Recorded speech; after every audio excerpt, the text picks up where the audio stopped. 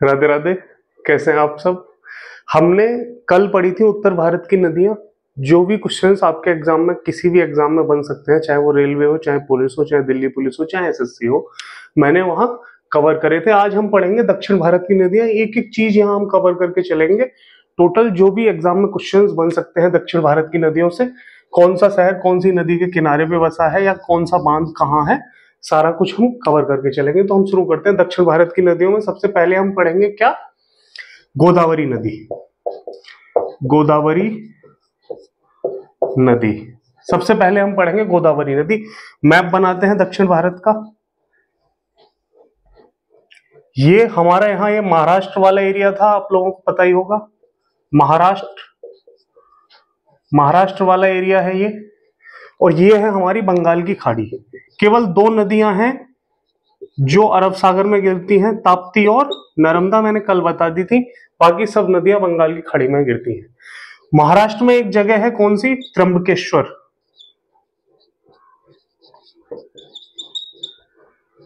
त्र्यंबकेश्वर त्र्यंबकेश्वर एक जगह है महाराष्ट्र में, और यहां से एक नदी निकलती है जिसका नाम है गोदावरी। और महाराष्ट्र से निकल के छत्तीसगढ़ होते हुए बंगाल की खाड़ी में गिर जाती है। कहां से निकलती है गोदावरी नदी? त्र्यंबकेश्वर नासिक। त्र्यंबकेश्वर नासिक से निकलती है कौन सी नदी? गोदावरी नदी। पेपर में क्वेश्चन आता है कि नासिक कौन सी नदी के किनारे पे है, तो गोदावरी के। बहुत आता है ये क्वेश्चन के, नासिक कौन सी नदी के किनारे पे है, गोदावरी के। त्र्यंबकेश्वर नासिक महाराष्ट्र से निकलती है और बंगाल की खाड़ी में ये गिर जाती है। कितनी लंबाई है इसकी? लंबाई है 1465 किलोमीटर।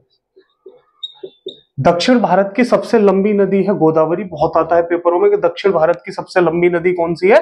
गोदावरी। कितनी? 1465 किलोमीटर ये लंबी है। इसे बोलते हैं दक्षिण गंगा, दक्षिण की गंगा, या वृद्ध गंगा। पेपरों में डायरेक्ट आता है कि वृद्ध गंगा या दक्षिण की गंगा कौन सी नदी को कहा जाता है, तो वो कहा जाता है आपका गोदावरी नदी को। त्र्यंबकेश्वर नासिक महाराष्ट्र से निकलती है, बंगाल की खाड़ी में गिर जाती है। लंबाई है 1465 किलोमीटर। दक्षिण भारत की सबसे लंबी नदी है। इसे बोलते हैं दक्षिण की गंगा या वृद्ध गंगा। ठीक, इतना याद रखिए गोदावरी में। अब पेपर में आता है कि गोदावरी की सहायक नदियां। गोदावरी की सहायक नदी कौन कौन सी है, वो हम देखेंगे। गोदावरी की सहायक नदी, गोदावरी की सहायक नदियां, सहायक नदी कौन कौन सी है गोदावरी की सहायक नदी? सबसे पहला हमें नाम याद रखना है सबरी। सबरी गोदावरी की सहायक नदी है। दूसरा नाम इंद्रावती, ये भी गोदावरी की सहायक नदी है। तीसरा नाम जो गोदावरी की सहायक है वो है वर्धा, वर्धा नदी, ये भी गोदावरी की सहायक है। और पेनगंगा और बेनगंगा, पेनगंगा और बेनगंगा, बेनगंगा, ये 5 नदियां हैं जो गोदावरी की सहायक है। और जिनमें सबसे इंपॉर्टेंट है, मोस्ट इंपॉर्टेंट, वो है आपकी इंद्रावती। बहुत पूछा जाता है कि इंद्रावती नदी किसकी सहायक नदी है? गोदावरी की। सबरी, इंद्रावती, वर्धा, पेनगंगा और बेनगंगा है गोदावरी की सहायक नदियां। इंद्रावती नदी इसलिए फेमस है क्योंकि ये बहती है छत्तीसगढ़ में। छत्तीसगढ़ में बहती है। डायरेक्ट पेपर में पूछ लिया जाता है कि इंद्रावती कहाँ है, तो छत्तीसगढ़ में बहती है। और इस पे एक जलप्रपात है जिसका नाम है चित्रकूट वाटरफॉल। चित्रकूट जलप्रपात, जलप्रपात को इंग्लिश में बोलते हैं वाटरफॉल। ठीक है, इसे बोलते हैं भारत का नियाग्रा। भारत का नियाग्रा। एक वाटरफॉल है नियाग्रा जो अमेरिका में है, उसी की सेम तर्ज पे ये वाटरफॉल है भारत में, इसलिए इसे भारत का नियाग्रा बोला जाता है। चित्रकूट वाटरफॉल कौन सी नदी पे है?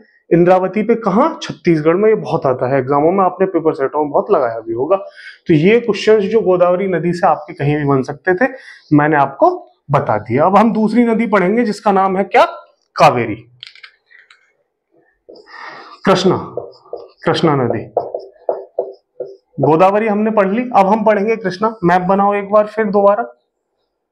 ठीक, यहां हमारा महाराष्ट्र है, ये महाराष्ट्र। ठीक, महाराष्ट्र में एक जगह है कौन सी? महाबलेश्वर। वलेश्वर, और महाबलेश्वर से निकलती है कौन सी नदी? कृष्णा नदी। कहां से निकलती है? महाराष्ट्र में महाबलेश्वर से। त्र्यंबकेश्वर से निकलती थी कौन सी? गोदावरी। महाबलेश्वर से निकलती है कौन सी नदी? कृष्णा नदी। ठीक, और यहां से निकल के आंध्र प्रदेश होते हुए गिर जाती है बंगाल की खाड़ी में। बंगाल की खाड़ी में ये गिर जाती है कौन सी नदी? कृष्णा नदी। लंबाई है इसकी 1400 किलोमीटर। 1400 किलोमीटर लंबाई क्यों लिखवा रहा हूं? 4 नदियां हैं दक्षिण भारत की, चारों की लंबाई याद रखो, क्योंकि पेपर में क्वेश्चन आ जाता है कि क्रम के हिसाब से लगाओ कौन सी सबसे लंबी है, इस वजह से लंबाई साथ के साथ लिखवा रहा हूं। कृष्णा नदी पे 2 बांध हैं आंध्र प्रदेश में। इस पे एक बांध है बहुत बड़ा और अच्छा, नागार्जुन सागर बांध। नागार्जुन सागर बांध कौन सी नदी पे है? नागार्जुन सागर बांध कृष्णा नदी पे। Very very most important, paper सेटों में डायरेक्ट आने वाला क्वेश्चन कि नागार्जुन सागर बांध कौन सी नदी पे है? तो ये है हमारा कृष्णा नदी पे आंध्र प्रदेश में। ठीक, एक और बांध है इस पे जिसका नाम है दूसरा, वो कौन सा है कृष्णा पे? वो है अलमाटी। अलमाटी बांध।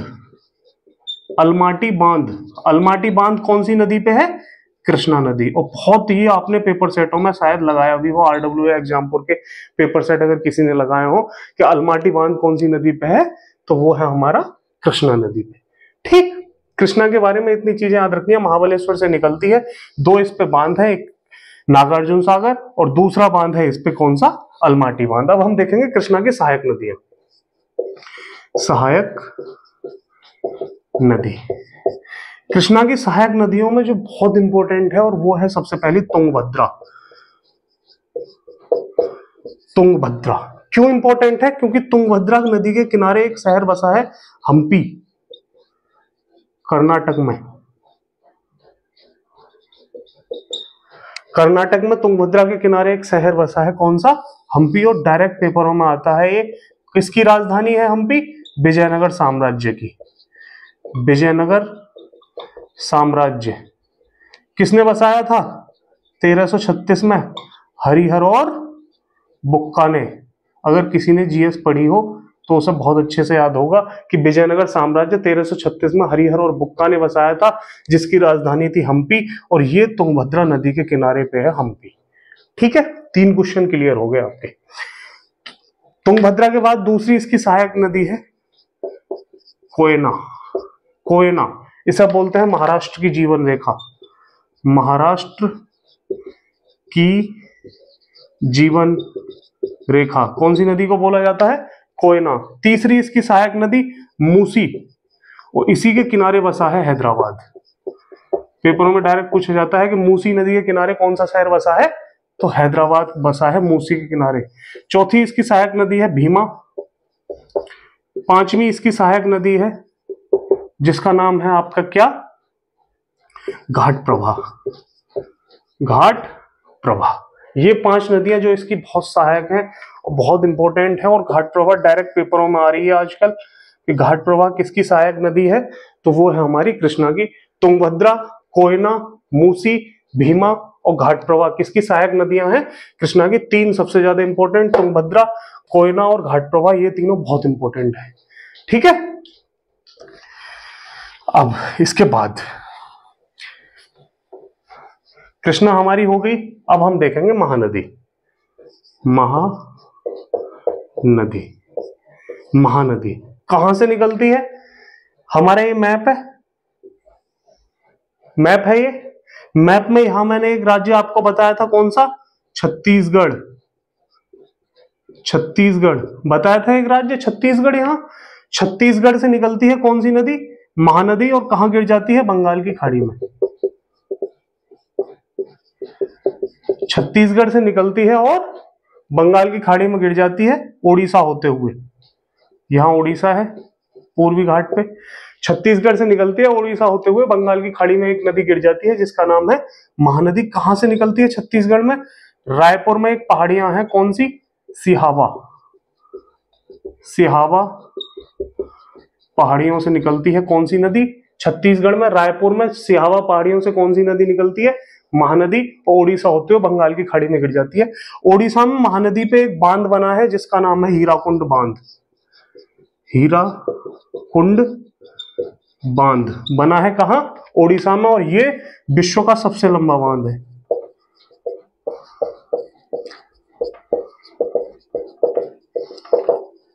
भारत का विश्व का सबसे लंबा बांध अगर वो पूछ ले तो वो है हीराकुंड बांध। कहां? महानदी पे। कौन सी जगह? संबलपुर डिस्ट्रिक्ट ओडिशा में। संबलपुर जिला ओडिशा, संबलपुर डिस्ट्रिक्ट में है ओडिशा में। कौन सा बांध? हीराकुंड बांध। भारत का सबसे लंबा बांध है ये। भारत का सबसे लंबा बांध है कौन सा? हीराकुंड बांध। शायद 25.8 किलोमीटर लंबा है ये। ठीक है, कौन सी नदी पे है? महानदी पे। महानदी के बारे में ये चीज आपको याद रखनी थी। इसकी 3 सहायक नदियां हैं। कौन कौन सी? हडसो, तेल और ओंग। क्या है ये? सहायक नदी। हडसो, तेल और ओंग, ये सहायक नदियां हैं। ये एसएससी जीडीवीडी में आपसे पूछा जा सकता है या रेलवे में पूछा जा सकता है। रेलवे या जीडी में ही ये पूछा जाएगा। ठीक है। महानदी छत्तीसगढ़ में रायपुर में सिहावा पहाड़ियों से निकलती है, ओडिशा होते बंगाल की खाड़ी में गिर जाती है। ओडिशा में इस पे एक बांध है जिसका नाम है हीराकुंड बांध। भारत का सबसे लंबा बांध है, 25.8 किलोमीटर लंबा है। संबलपुर डिस्ट्रिक्ट में है ओडिशा में। ठीक है। अब हडसो, तेल और ओंग इसकी सहायक नदियां हैं। महानदी के बाद हम देखेंगे अब कावेरी। कावेरी नदी। ठीक। महानदी की लंबाई 858 किलोमीटर है। महानदी की लंबाई, महानदी की लंबाई कितनी है? 858 किलोमीटर। ठीक है। कावेरी नदी कहां से निकलती है? कावेरी निकलती है कुर्ग, कर्नाटक में। एक पहाड़ियां हैं, कौन सी? ब्रह्मगिरी पहाड़ियां। ब्रह्मगिरी पहाड़ियों से निकलती है कौन सी नदी? पेपर में डायरेक्ट आता है कि कावेरी नदी कहां से निकलती है, तो ब्रह्मगिरी पहाड़ियों से निकलती है कर्नाटक से। कौन सी नदी? कावेरी नदी। ठीक है। कावेरी नदी कर्नाटक से निकलती है और बंगाल की खाड़ी में ये गिर जाती है, और लंबाई है इसकी 800 किलोमीटर के आसपास। कितनी? 800 किलोमीटर इसकी लंबाई है। चारों नदियों का अगर क्रम देखा जाए तो सबसे पहले गोदावरी, फिर कृष्णा, फिर कावेरी, फिर महानदी, और फिर आपकी कावेरी। ठीक। कावेरी नदी पे एक बांध बना है जो बहुत फेमस है और जिसका नाम है, कौन सा बांध है कावेरी पे? शिव समुद्रम। शिव समुद्रम बांध कौन सी नदी पे है? पहला बांध है जिसपे कौन सी परियोजना चली थी? जल विद्युत परियोजना चलाई गई थी। कौन सी नदी, कौन से बांध पे जल विद्युत परियोजना चलाई गई थी सबसे पहले? वो था हमारा शिव समुद्रम। और बहुत आता है पेपरों में कि जो जल विद्युत परियोजना है जो हमने किस बांध पे शुरू करी थी सबसे पहले, तो वो शिव समुद्रम पे करी थी। और कावेरी नदी पे ये बना है बांध, कौन सा? शिव समुद्रम, कर्नाटक में। दूसरा बांध जो कावेरी नदी पे बना है वो है अलमाटी, मैट्टूर, सॉरी मैट्टूर, मैट्टूर बांध। कहां बना है ये? तमिलनाडु में। इसका जिला पूछा जाता है कि मैट्टूर बांध कौन से राज्य में है, तो वो है तमिलनाडु में। कहां है मैट्टूर बांध? तमिलनाडु में है। कौन सी नदी पे है मैट्टूर बांध? कावेरी नदी पे। और ये एसएससी सीजीएल में बहुत बार पूछा गया, बहुत बार। मैंने क्वेश्चन बहुत बार देखा है एग्जाम में कि मैट्टूर बांध कौन सी नदी पे है? कावेरी पे। शिव समुद्रम बांध कौन सी नदी पे है? कावेरी पे। कहां से निकलती है? ब्रह्मगिरी पहाड़ियां, कुर्ग, कर्नाटक से निकलती है। लंबाई है 800 किलोमीटर। ठीक है। अब पेपर में, सीडीएस के पेपर में क्वेश्चन आया था, सीडीएस में। अगर सीडीएस में आया है तो हो सकता है आपके में भी आ जाए। क्या दक्षिण भारत के जो ग्रंथ हैं उनमें कौन सी नदी का वर्णन है? तो दक्षिण भारत के ग्रंथों में कौन सी नदी का वर्णन है? आपका कावेरी नदी का। दक्षिण भारत के ग्रंथों में कौन सी नदी का वर्णन है? आपका कावेरी नदी। कावेरी नदी। दक्षिण भारत के ग्रंथों में कौन सी नदी का वर्णन है? कावेरी नदी का। ठीक। अब कावेरी नदी की सहायक नदियां कौन कौन सी हैं? इसकी सहायक नदियां, सहायक नदी। कावेरी की सहायक नदियों में जो सबसे पहला नाम हम लेंगे वो लेंगे अमरावती, हेमवती, हेमवती और भवानी। ये तीन इसकी सहायक नदियां हैं, अमरावती, हेमवती और भवानी। ये भी आपका एसएससी जीडी या रेलवे में पूछा जाएगा और बहुत बार पूछा भी गया है। एसएससी बहुत पूछती है इन नदियों को। अमरावती, हेमवती और भवानी किसकी सहायक नदी है? ये है आपकी कावेरी की, या दिल्ली पुलिस में भी ये पूछा जा सकता है। ठीक है, कावेरी हमारी हो गई। कावेरी के बाद एक नदी हमें और देखनी है छोटी सी, जो बहुत बार पेपर में पूछी जाती है, उसका नाम है लूनी। लूनी नदी कहां से निकलती है? अजमेर में निकलती है, अजमेर से अरावली पर्वत से निकलती है ये अजमेर में। कौन सी नदी? लूनी नदी। कहां ये खत्म हो जाती है? खत्म होती है ये कहां? कच्छ का रण, गुजरात में। कच्छ का रण गुजरात में ये खत्म हो जाती है। कौन सी नदी? लूनी नदी। कच्छ के रण में ये खत्म हो जाती है लूनी नदी। अजमेर राजस्थान में अरावली पर्वत से निकलती है। इसको बोलते हैं स्थलबद्ध नदी। स्थलबद्ध नदी क्यों? क्योंकि स्थल से शुरू होके और स्थल में ही खत्म हो रही है। ये ना तो बंगाल की खाड़ी में गिर रही है और ना ही अरब सागर में गिर रही है। तो पेपर में अगर क्वेश्चन आए कि स्थलबद्ध नदी कौन सी है, तो वो है हमारी लूनी नदी। स्थल से शुरू होकर स्थल पे ही खत्म हो जाती है। ठीक है, नॉर्मली एक दो क्वेश्चन जो डायरेक्ट एग्जाम में बनने वाले हैं वो देख लो। पेपर में क्वेश्चन आता है कि अहमदाबाद कौन सी नदी के किनारे है? अहमदाबाद। तो अहमदाबाद हमारा कौन सी नदी के किनारे है? अहमदाबाद शहर वो है हमारा कौन सी नदी के किनारे? साबरमती। साबरमती नदी के किनारे है अहमदाबाद शहर। पणजी गोवा की राजधानी है। पणजी क्षेत्रफल के आधार पर सबसे छोटा राज्य है गोवा, और गोवा की राजधानी है पणजी। और ये कौन सी नदी के किनारे है? मांडवी। मांडवी नदी के किनारे पे बसा है कौन सा? पणजी। ठीक है, अब ये देख लो जलप्रपात और नदियां। जलप्रपात और नदी, कौन सा जलप्रपात कौन सी नदी पे है?